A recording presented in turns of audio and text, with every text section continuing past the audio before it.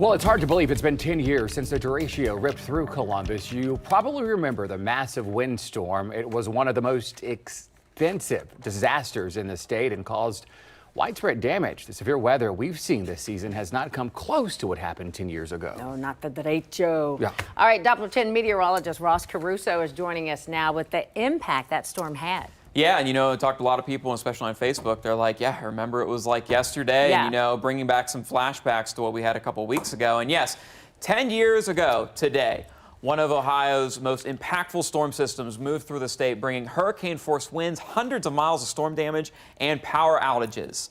This was the first time for many people to ever hear the word derecho before. The setup of high heat, humidity, strong winds brought together the right amount of ingredients to produce this intense storm system along a long line of thunderstorms that stretched over 450 miles through Ohio during the evening rush hour that day, moving in excess of 60 miles per hour. This large bow-shaped squall line brought widespread wind gusts in excess of 70 to 80 miles an hour. It ripped and snapped thousands of trees and power lines, which knocked out power for several days for over 1 million Ohio customers in what would then turn into a sweltering heat wave of record-breaking heat across the state. Storm damages from this event nearly totaled $3 billion.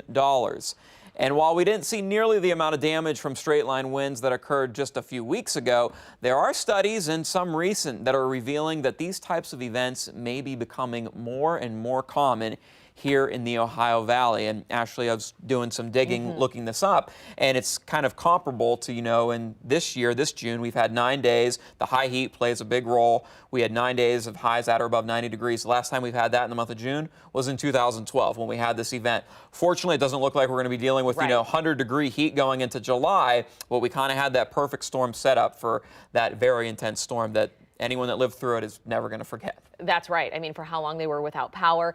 In addition to that, though, important to point out, we're not saying that that's definitely going to happen, again this year, but here in central Ohio, we get a lot of straight line winds. So, so many people think of tornadoes being the worst threat that we're looking at, but you look at an event like this, and this caused more damage than some of the tornadic events that we had. And we had several severe thunderstorm warnings. No tornadoes confirmed out of that event. Yeah. But yeah, it's pretty crazy weather.